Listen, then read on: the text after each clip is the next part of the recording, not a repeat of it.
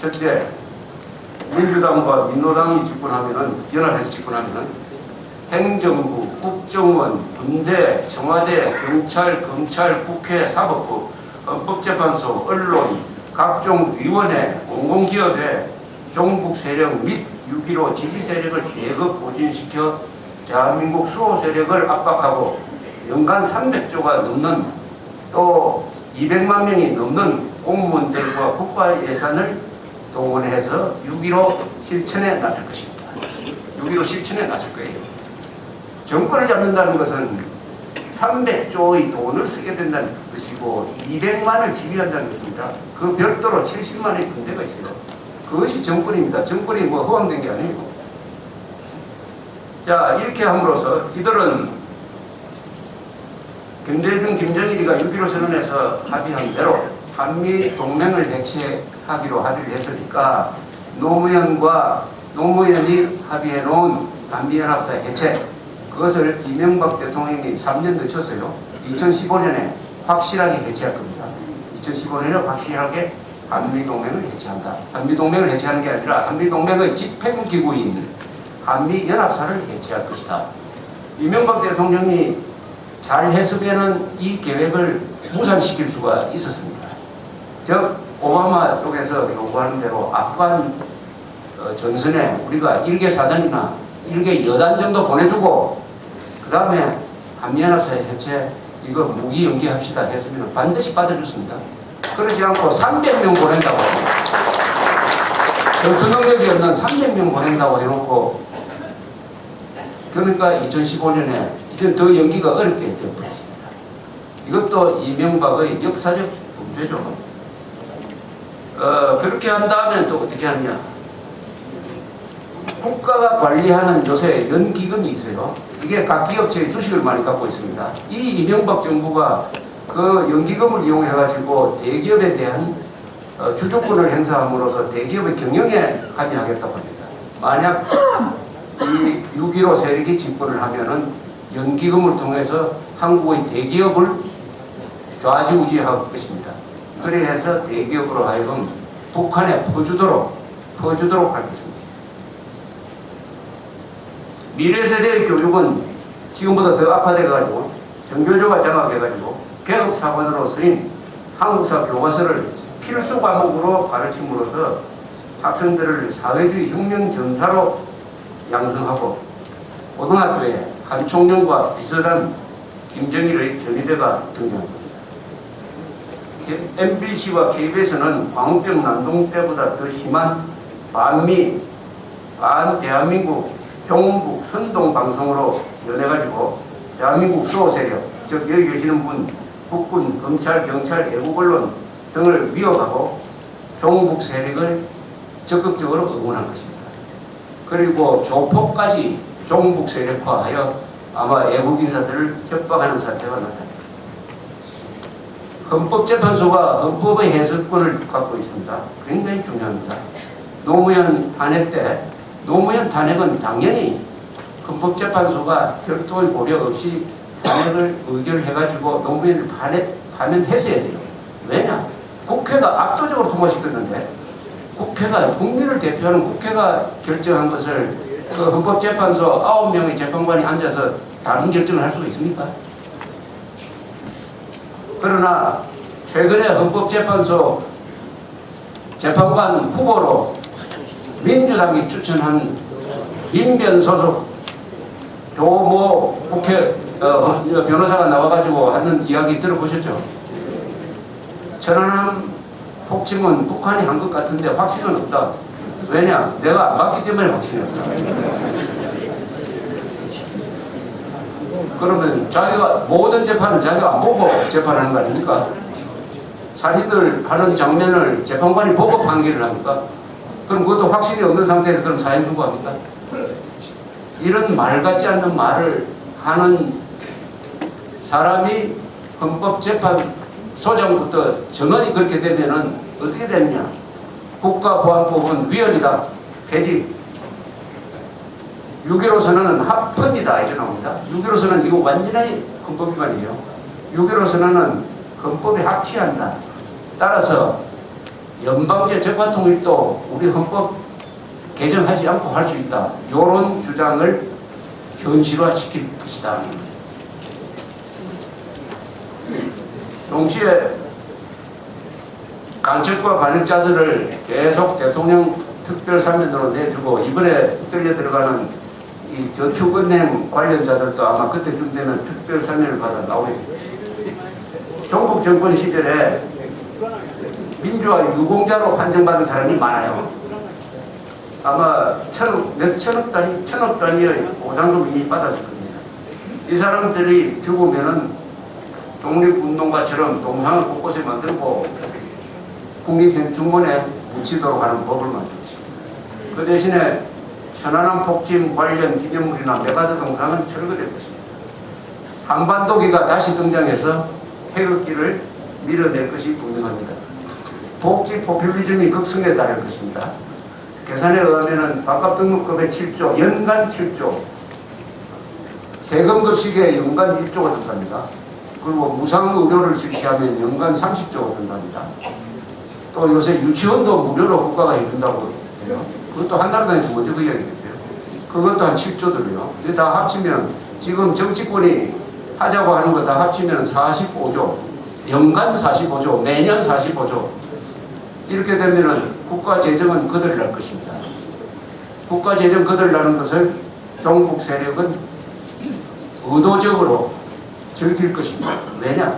그렇게 해야 6.15 선언대로 대한민국의 경제가 내려앉고 그만큼 북한을 도와줄 수 있으니까 남북이 경제 균형을 맞춘다. 6.15 선언대로 경제 균형을 맞추는 쪽으로 가는 것입니다. 이 복지 파퓰리즘을 단순히 인기 영합이라고 생각하는 것은 큰 오해입니다. 종북 세력이 하는 것은 그렇게 간단하지 않아요. 간단하게 돈 써가지고 표 얻겠다고 하는 그런 순진한 발상이 아닙니다. 종북 세력의 목표는 뭡니까? 대한민국 적화 아닙니까? 대한민국을 망하게 하는 거 아닙니까? 대한민국에 망하게 하려면은 재정 상태를 망가뜨려야 되는 거 아닙니까? 바로 재정 상태를 망가뜨려 가지고 대한민국을 망하게 하고 그 돈으로 남한에서 종북 세력이 부자가 되고 힘을 갖게 되고 또 북한을 도와가지고 6.15 세력이 강해지도록 하기 위해서 복지 포퓰리즘을 펴는 겁니다. 이렇게 이해를 해야지 이걸 단순히 임하지 아니죠. 나라를 망하게 하려고 적화하려고 하는 겁니다. 적화하려고 하는 것입니다. 그 다음에 군대도 이제는 전문 교육을 통해서 군인들이 앞장서서 6.15 선언을 실천해야 된다고 나올 것입니다. 그래도 김대중 노무현 때는 옛날 군대 남아있었기 때문에 이런 교육은 하지 않았습니다. 이제는 과감하게 군인들이 6.15 선언 실천에 앞장서야 된다. 앞장서야 된다. 그건 뭡니까? 군인들이 6.15 선언에 앞장서려면 어떻게 해야 됩니까? 북한군을 주적으로 봐서는 안 된다. 6.25를 낭침전쟁으로 봐서는 안 된다. 그것은 통일을 하기 위한 선의로서 출발한 것이니까 그 뭐 좀 죽었다고 하더라도 그거 다 덮어놓자. 북한의 핵무기 우리를 향한 것이 아니다. 자기를 괴롭히는 미국을 향해서 배치한 거니까 너무 겁내지 마라. 그리고 군대 개혁은 중요하지 않다. 그러니까 앞으로 개혁장 무시하고 서로 아저씨, 형님, 동생이라고 불러라. 지금 이미 아저씨라고 부르고 있어요. 지금 아저씨라고 부릅니다. 자기 내무반 제외한 다른 상급자를 만나면 아저씨라고 부르고 있어요. 사병들이. 이 짓을 하게 될 것입니다. 군대가. 이렇게 됨으로써 한미동맹이 무력화되고 애국 행동 세력이 약화되고 6.15 선언 실천이라는 문구하에 적화로 가는 남북 연방제 안이 국민투표에 붙여질 거예요. 국민투표 있지 않습니까? 국민투표. 그때 6.15 선언에 적힌 남북 연방제 안을 가지고 우리 남북한 간에 통일에 합의하고 평화협정 맺어서 외국 군대를 빼고 국가보안법을 폐지하자 하는 것을 자신 있게 남북연맹제안을 국민 투표로 붙였을 때 과연 부결이 될 것이냐. 부결될 것 같으면 안 붙이겠죠. 자, 지금 제가 말하는 게 과장되게 느껴집니까? 아니면 근거가 있습니까? 실감이 납니다. 실감이 나면은 이제는 우리가 선택은 하나밖에 없어요. 죽느냐 사느냐죠. 대한민국이 죽느냐 사느냐는 자유가 죽느냐 사느냐, 사유재산권이 날아가느냐 유지되느냐, 선거의 자유, 언론의 자유 날아가느냐 유지되느냐, 이런 것입니다. 이런 거예요. 그리고 최종적으로는 가정, 우리 가족의 안전, 그리고 나의 안전, 이것이 지켜지느냐, 나의 행복이 지켜지느냐, 나의 안전이 지켜지느냐, 우리의 미래가 지켜지느냐 하는 것을 놓고 내년에 투표를 해야 된다. 투표. 이런 주제를 놓고 투표를 해야 된다. 즉 간단하게 줄이면은 김정일이냐 대한민국이냐를 놓고 선택을 하는 게 내년 선거입니다. 저쪽에서는 전쟁이냐 평화냐 이렇게 들고 나올 거예요. 우리는 이렇게 받아야 됩니다. 김정일이냐 대한민국이냐 선택하라. 여러분 이 구호를 기억하십시오. 김정일이냐 대한민국이냐 내년 선거의 주제입니다. 전쟁이냐 평화냐, 전쟁이냐 평화냐 하고 물었을 때 나 평화 좋기는 좋은데 그러나 이렇게 이야기하면 늦어요. 전쟁이냐 평화냐 하실 때 두말하지 않고 김정일이냐 대한민국이냐 이렇게 딱 받아버립니다. 빨개들하고 싸울 때는 빨개들이 던진 말에 매여가지고 논쟁을 시작하면 반드시 집니다. 무상급식한테 하면은 그게 무슨 무상급식이냐, 세금급식이지. 이렇게 나와야 되는데, 아, 그 무상급식은 예산이 얼마고 이러면 안 됩니다. 김정일이냐, 대한민국이냐, 내년 선거는 이것입니다. 그렇다면은 아무도 가만히 있을 수는 없는 거죠. 선거를, 과거에는 전쟁을 통해서 김정일이냐, 대한민국이냐를 결정했다면, 이제는 투표를 통해서 김정일이냐, 대한민국을 결정해야 되니까 우리가 가만히 있을 수가 없어요. 모르면 가만히 있어도 돼요. 모르면은, 그러나 지금 제가 논리적으로 설명했던 대로 이것이 맞다면은 이제는 남은 것은 행동하는 것이다. 그 행동도 보통 행동이 아니라 죽느냐 사느냐를 결정하는 것이다. 내가 죽느냐 내가 인간답게 사느냐죠. 내가 죽느냐 사느냐. 자유인으로서의 내가 죽느냐 사느냐. 자유민주주의 국가로서의 대한민국이 죽느냐 사느냐.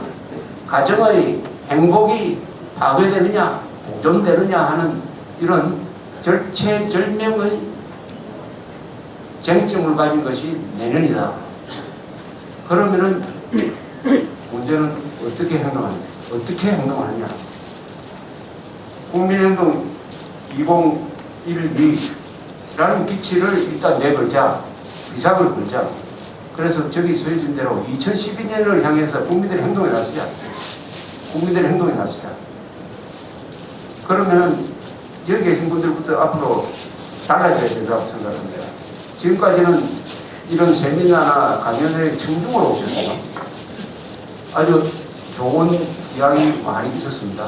돌아가시면은 기분 좋게 아마 돌아가셨을 거예요. 스트레스 무슨 해소가 됐고, 그 다음에 MBC 보고 한겨레 신문 읽고 하다가 좀 어긋나던 것이 여기서 상당히 풀렸고 좋았을 것입니다. 그런데 이 정도 수준으로는 문제는 안 되죠. 여러분들이 저쪽이 혁명 전사가 됐으니까 우리는 자유의 투사가 되야죠. 여러분들이 자유 투사가 돼야 돼요.